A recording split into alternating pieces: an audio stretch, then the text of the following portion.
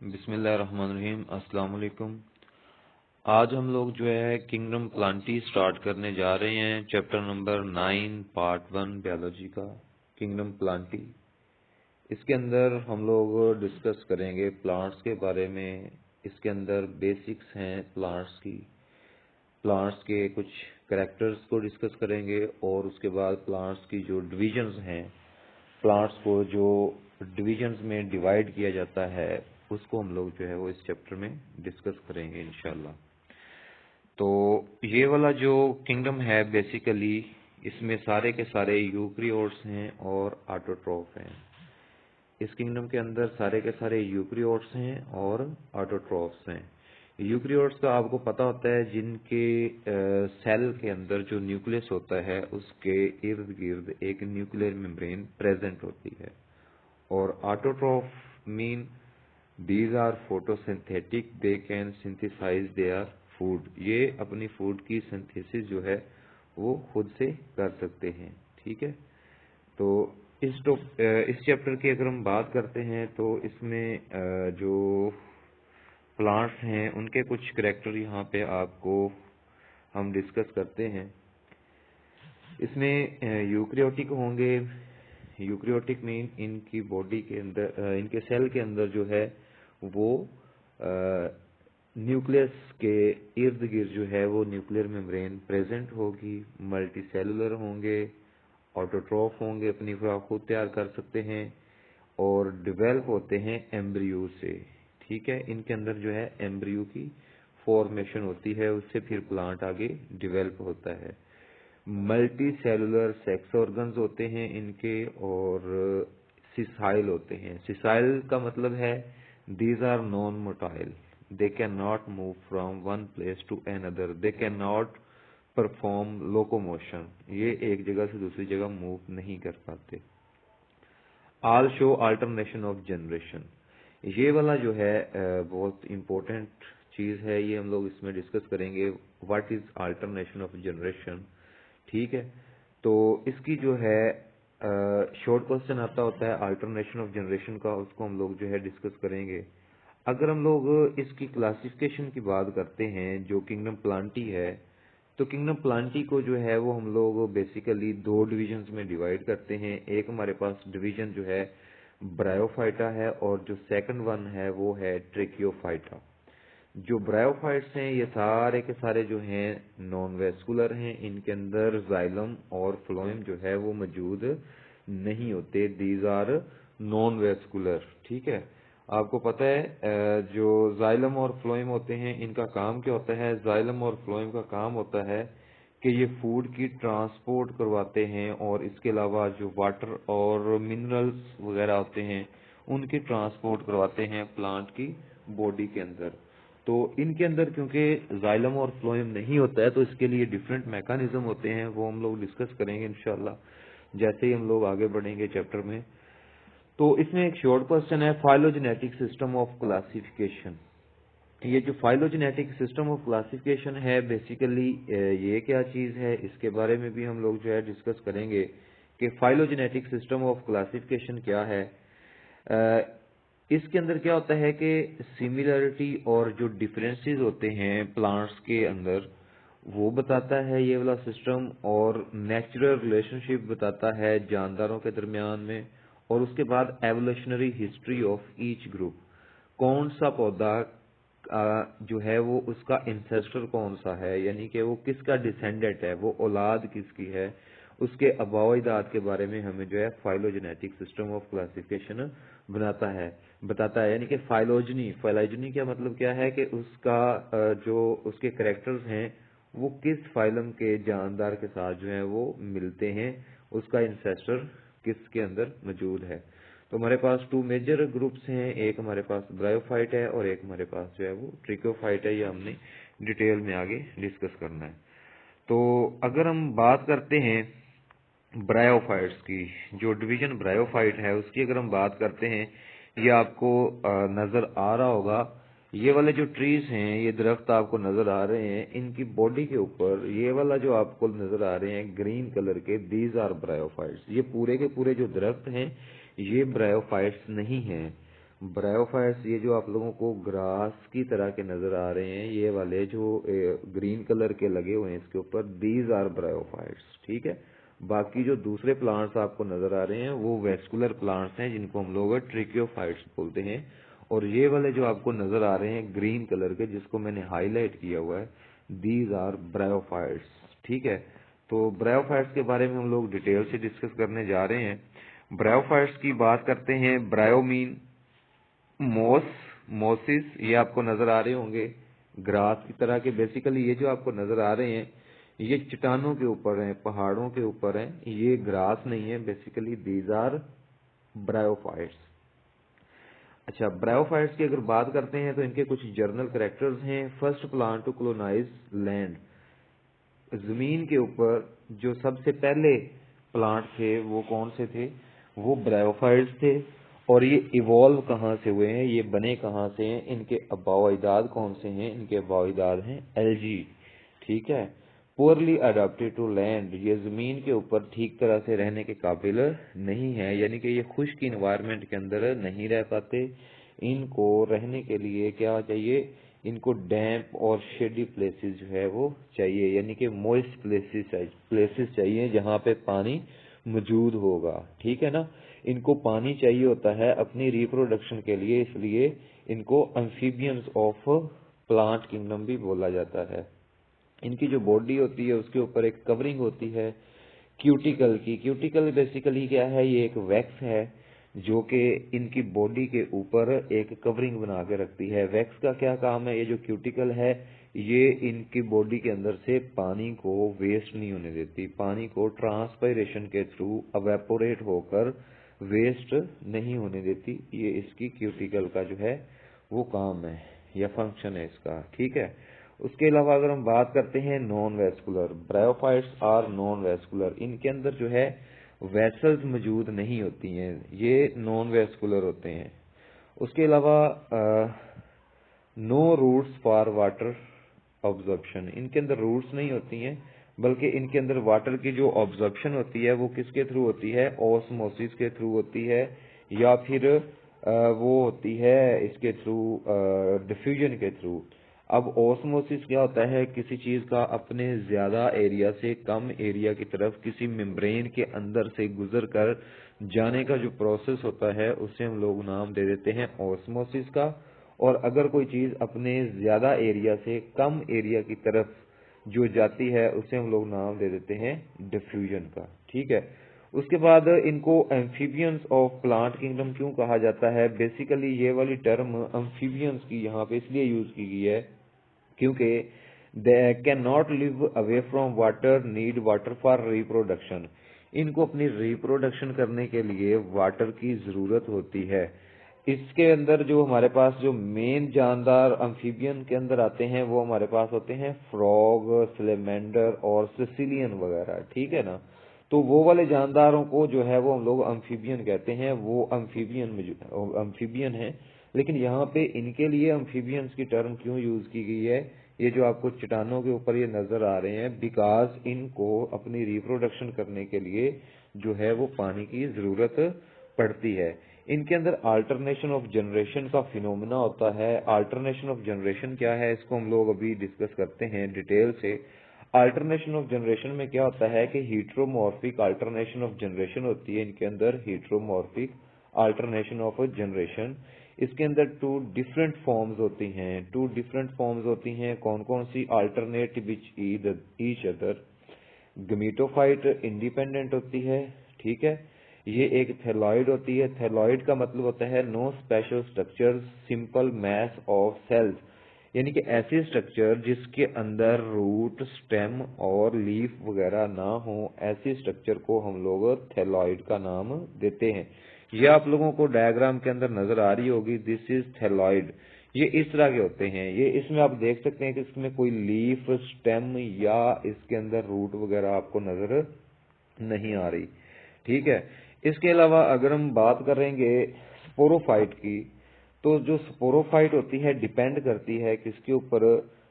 Gametophyte के ऊपर। और इसको जरूरत होती है न्यूट्रिशन की और साथ में प्रोटेक्शन की।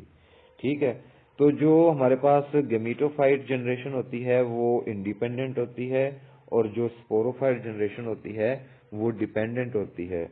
जो गेमिटोफाइट जनरेशन होती है उसके अंदर रूट लाइक स्ट्रक्चर होती है जिसको हम लोग राइजाइड का नाम दे देते हैं, जबकि स्पोरोफाइट जो जनरेशन होती है उसके अंदर फुट होता है, सीटा होता है और एक कैप्सूल होता है। अगर आप लोग डायग्राम देखना चाहते हैं तो ये आपके पास आपको डायग्राम नजर आ रही है, तो ये इसके जो है ये कैप्सूल ऊपर नजर आ रहे हैं आपको और सीटा नजर आ रहा है, ठीक है। अब इसमें क्या होता है, आप जनरली अगर देखना चाहते हैं कि अल्टरनेशन ऑफ जनरेशन क्या होती है, अल्टरनेशन ऑफ जनरेशन में ये होता है कि जो स्पोरोफाइट जनरेशन है, स्पोरोफाइट जनरेशन इसने स्पोर प्रोड्यूस करने होते हैं, और ये जो स्पोर्स होते हैं ये गमीटोफाइट जनरेशन बनाते हैं, और गमीटोफाइट जनरेशन गमीट प्रोड्यूस करती है, और वो गमीट जब आपस में फ्यूज होते हैं तो वो स्पोरोफाइट बनते हैं। अब पहले जो है वो हमारे पास एक स्पोरोफाइट जनरेशन आ रही है, और उसके बाद गमीटोफाइट, फिर स्पोरोफाइट और फिर गमीटोफाइट। तो ये दोनों जनरेशन एक दूसरे के साथ अल्टरनेट कर रही होती हैं, एक के बाद दूसरी आ रही होती है, तो इसलिए हम इसको बोलते हैं अल्टरनेशन ऑफ जनरेशन है, ठीक है। अल्टरनेशन ऑफ जनरेशन में अगर हम डिटेल से डिस्कस करते हैं तो इसके अंदर जो स्पोरोफाइट है वो डिप्लॉयड होती है, इसके ऊपर स्पोरिंजिया प्रोड्यूस होते हैं। स्पोरिंजिया एक स्ट्रक्चर होती है जिसके अंदर स्पोर प्रोड्यूस होते हैं, होमोस्पोर्स। होमोस्पोर्स का मतलब होता है कि एक ही तरह के स्पोर प्रोड्यूस होते हैं, और वो स्पोर जो होते हैं वो हेप्लाइड होते हैं। हेप्लाइड मीन 1N होंगे। उसके अलावा इसके अंदर ये वाले जो स्पोर प्रोड्यूस होंगे ये मियोसिस के थ्रू प्रोड्यूस होते हैं। रिपीट करता हूँ, डिप्लॉयड होती है स्पोरोफाइट, इसके ऊपर स्पोरिंजिया होते हैं, स्पोरिंजिया के अंदर स्पोर प्रोड्यूस होते हैं, वो स्पोर हेप्लाइड होते हैं, और वो किसके थ्रू प्रोड्यूस होते हैं, मियोसिस के थ्रू। हेप्लॉइड स्पोर कौन से होते हैं, जिनके अंदर सिंगल सेट ऑफ क्रोमोसोम होगा। उसके बाद स्पोर्स जर्मिनेट होते हैं डैम्प और मोइस्ट सॉइल के अंदर, ठीक है। जब ये स्पोरोफाइट के ऊपर स्पोर प्रोड्यूस होंगे तो जर्मिनेट होंगे, तो वो वाले स्पोर्स आगे गमीटोफाइट बनाएंगे। अब गमीटोफाइट किस तरह से बनती है ये आप लोग देख सकते हैं कि ये हमारे पास जो गमीटोफाइट है ये हेप्लॉइड होती है, और ये मल्टी सेलुलर इसके सेक्स ऑर्गन्स होंगे, मेल एंथ्रीडिया और फीमेल आर्चिगोनिया। जो इसके मेल रिप्रोडक्टिव स्ट्रक्चर होगी इसको एंथ्रीडिया बोलेंगे, जो फीमेल होगी उसको हम लोग आर्चिगोनिया बोलेंगे, ठीक है। इसके बाद कहता है can be on the same or different plant. अब वो कहता है कि ये जो एंथ्रीडिया और आर्चिगोनिया है ये एक ही प्लांट के ऊपर भी हो सकते हैं, और ये डिफरेंट प्लांट्स के ऊपर भी हो सकते हैं। जो मेल है उसे हम लोग एंथ्रीडिया, और जो फीमेल है उसको हम लोग आर्चिगोनिया स्ट्रक्चर बोल रहे हैं। अगर आप लोग आर्चिगोनिया और एंथ्रीडिया देख रहे हैं तो ये आपके पास डायग्राम है, आप लोग इसको गौर से देख सकते हैं। ये वाली जो स्ट्रक्चर है हमारे पास ये आप लोगों को नजर आ रहा है, दीज आर आर्चिगोनिया, ठीक है। ये फीमेल हैं, ठीक है, ये फीमेल स्ट्रक्चर्स हैं, और ये आप लोगों को नजर आ रहे हैं antheridia, these are male structures, ठीक है। अब ये दोनों स्ट्रक्चर एक ही पौधे के ऊपर भी हो सकती हैं और मुख्तलिफ के ऊपर भी हो सकती हैं। अब जो हमारे पास एंथ्रीडियम है इसके अंदर जो है वो स्पर्म सेल या एंथीरोजॉइड प्रोड्यूस होंगे, और ये जो आर्चिगोनियम है इसके अंदर एग सेल प्रोड्यूस होगा। उसके बाद क्या नेक्स्ट प्रोसेस होता है कि अल्टरनेशन ऑफ जो जनरेशन है इसकी हम लोग गौर से हम लोग इसको जो है वो थोड़ा सा डिटेल में जाके देखते हैं कि इसमें किस तरह से अल्टरनेशन ऑफ जनरेशन होती है। अगर हम बात करें सबसे पहले स्पोरोफाइट जो जनरेशन है तो उसके अंदर क्या काम होगा, जो स्पोरोफाइट जनरेशन होगी उसने किस तरह से एक्ट करना है और किस तरह से जो है वो वो बनानी है, नेक्स्ट जनरेशन बनानी है। तो ये हमारे पास जो है this is a sporophyte generation, ये स्पोरोफाइट जनरेशन है जिसको अभी हम लोग हाईलाइट कर रहे हैं। ये वाले इसके ऊपर स्पोरिंजिया है, इसके अंदर मियोसिस के थ्रू स्पोर प्रोड्यूस होंगे। ये देखें आपको स्पोरिंजिया दिखाया गया है, और मियोसिस के थ्रू इसके अंदर जो है स्पोर्स प्रोड्यूस होंगे, किसके थ्रू, मियोसिस के थ्रू। अब जैसे ही इसके अंदर मियोसिस के थ्रू स्पोर्स प्रोड्यूस होंगे तो वो वाले जो स्पोर्स हैं ये हप्लाइड होंगे, हप्लाइड स्पोर प्रोड्यूस होंगे, तो इन्होंने क्या चीज बनानी है, इन्होंने आगे गमीटोफाइट जनरेशन बनानी है। कौन सी जनरेशन बनाएंगे ये? Gametophyte generation. अब ये वाली जो गमीटोफाइट जनरेशन होगी, इसके ऊपर जो है वो हमारे पास एंथ्रीडियम और आर्चिगोनियम बनेंगे। ये वाली जो आपको स्ट्रक्चर नजर आ रही है, ये हमारे पास जो है स्पर्म प्रोड्यूस करने वाली मेल जनरेशन है, और ये वाली जो है एग प्रोड्यूस करने वाली फीमेल जनरेशन है। ठीक है। अब इसके ऊपर जो स्ट्रक्चर्स लगी हुई हैं उनको हम लोग एंथ्रीडियम बोलेंगे, और जो इसके ऊपर लगी होंगी इसको हम लोग बोलेंगे आर्चिगोनियम। आर्चिगोनियम के अंदर जो है वो एग सेल प्रोड्यूस होगा इसके अंदर, और जो ये वाली स्ट्रक्चर है इसके अंदर जो है वो स्पर्म्स प्रोड्यूस होंगे। अब जैसे ही ये प्रोड्यूस होंगे तो उनकी आपस में आप देख सकते हैं कि ये हमारे पास एग सेल है, और ये हमारे पास स्पर्म सेल जो है कीमोटैक्टिकली केमिकल स्टिमुलस की वजह से ये मूव करके यहाँ से यहाँ इसके अंदर आ रहे हैं, और यहाँ पर जो है वो एग सेल मौजूद है, ये वाला। ठीक है, ये वाला जो इसके सेंटर में पड़ा हुआ है रेड कलर का, दिस इज एग सेल। तो यहाँ से स्पर्म मूव करके इसके अंदर जाएंगे और वहां पर जाके उसकी फर्टिलाइजेशन हो जाएगी, और जब फर्टिलाइजेशन हो जाएगी तो यहाँ पर ये देखें, फर्टिलाइजेशन होने के बाद ये वाला जो जाइगोट था इसके अंदर माइटोसिस का प्रोसेस होगा, और इससे जो है अगेन स्पोरोफाइट जनरेशन प्रोड्यूस होगी। ये काफी सारे प्लांट आपको नजर आ रहे हैं स्पोरोफाइट के, और अगर एक स्पोरोफाइट देखना चाहते हैं तो ये आपके पास जो है वो स्पोरोफाइट जनरेशन लगी हुई है। आगे ये वाली स्पोरोफाइट फिर से स्पोर बनाएगी, और फिर आगे वो सारा प्रोसेस चलता जाएगा। तो this is alternation of generation. ठीक है, ये वाला जो अल्टरनेशन ऑफ जनरेशन का प्रोसेस है मैं थोड़ा रिपीट करता हूँ। ये वाली स्पोरोफाइट जनरेशन है, इसके अंदर स्पोरेंजिया में स्पोर प्रोड्यूस हो रहे हैं, वो वाले स्पोर जो है वो आगे जाके गमीटोफाइट जनरेशन बनाएंगे। गमीटोफाइट जनरेशन के अंदर जो मेल होंगे उसको हम लोग बोलेंगे एंथ्रीडिया, और जो फीमेल स्ट्रक्चर होंगी उसको हम बोलेंगे आर्चिगोनिया। जो एंथ्रीडिया होंगे उसमें स्पर्म प्रोड्यूस होंगे, जो आर्चिगोनिया होंगे उसके अंदर जो है वो एग सेल प्रोड्यूस होगा, वो आपस में मिलेंगे, उनकी फर्टिलाइजेशन होगी, फर्टिलाइजेशन से जाइगोट बन जाएगा, जाइगोट से अगेन जो है वो स्पोरोफाइट जनरेशन बन जाएगी। तो इस तरह से ये सारा जो सर्कल है ये इस तरह से चल रहा है। तो ये जो हमारे पास बनी हुई है स्पोरोफाइट जनरेशन, इसने जो है वो गमीटोफाइट बनाना है। ये वाला गमीटोफाइट है और ये वाला स्पोरोफाइट है। स्पोरोफाइट ने गमीटोफाइट और गमीटोफाइट ने स्पोरोफाइट बनाना है। तो this is all about alternation of generation. इसको हम लोग बोलते हैं कि अल्टरनेशन ऑफ जनरेशन का प्रोसेस हो रहा है। ठीक है, तो वो बोलता है कि सेक्स ऑर्गन जो है वो मल्टीसेलुलर है, protected by the sterile hairs, gamete produced by mitosis, antherozoids are small numerous motile. ठीक है, overall large singular non motile. Antherozoids होते हैं ये लार्ज स्मॉल होते हैं और लार्ज नंबर में प्रोड्यूस होते हैं। फर्टिलाइजेशन हो जाएगी, फर्टिलाइजेशन के लिए वाटर चाहिए होगा, और जो एंथ्रोजोइड्स होंगे ये एग की तरफ कीमोटैक्सिस के थ्रू जो है वो मूव करेंगे।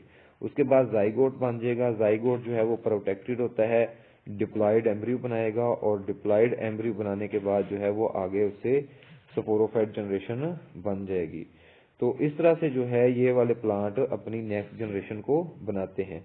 अब अल्टरनेशन ऑफ जनरेशन का एक फायदा है, बहुत अच्छा इनके लिए एडवांसमेंट है, वो ये है कि रीअरेंजमेंट या मिक्सिंग ऑफ जीन्स होती है। इसको रिकॉम्बिनेशंस भी बोलते हैं हम लोग। अल्टरनेशन ऑफ जनरेशन का हमें क्या फायदा है, इन प्लांट्स को क्या फायदा है कि मिक्सिंग ऑफ जीन्स होती है। एक हमारे पास स्पोरोफाइट जनरेशन है, वो स्पोर प्रोड्यूस कर रही है, उससे गमीट बन रहे हैं एग और स्पर्म सेल। तो वो जब आपस में मिक्स होते हैं तो उसकी जो जीन्स हैं वो भी मिक्स हो जाती हैं। तो वो वाली जो जीन्स होती हैं फर्टिलाइजेशन के दौरान में नेक्स्ट जो इन्वायरमेंट में जो अगली जनरेशन आएगी उसकी सर्वाइवल, उसका बचना, उसका फिट रहना उस इन्वायरमेंट में जो है वो बहुत हद तक पॉसिबल हो जाता है। ठीक है, तो ये इनको चेंजिंग इन्वायरमेंट में कामयाब होने के लिए, बचने के लिए, जिंदा रहने के लिए जो है वो काम आती है। ठीक है, तो जो हमारा नेक्स्ट टॉपिक है वो हम लोग जो है इंशाल्लाह डिस्कस करेंगे, adaptation to land and habitat. तो अगर आप लोगों ने चैनल सब्सक्राइब किया हुआ है तो फिर अच्छी बात है, अगर नहीं किया हुआ तो आप लोग उसको सब्सक्राइब कर लें, ताकि आप लोगों को जो नेक्स्ट वीडियोस आने वाली हैं इसी सीरीज में हम लोग चलते जाएंगे। तो नेक्स्ट जो आपके पास अडॉप्टेशंस हैं हैबिटेट के हवाले से इनकी ब्रायोफाइट्स की, तो वो वीडियो आपको मिल जाएगी। आप लोग चैनल को सब्सक्राइब कर लें और साथ में जो बेल का आइकॉन है उसको लाजमी तौर पे प्रेस करें और वहाँ पे ऑल वीडियोस को टिक कर दें, ताकि आप लोगों को सारी की सारी वीडियो जो है वो इसकी मिलती रहें। और आप लोग जो है कोई क्वेश्चन हो, कोई चीज़ आपको कंफ्यूज कर रही हो, तो आप लोग कमेंट में लिख के क्वेश्चन कर सकते हैं। ओके, अल्लाह हाफिज।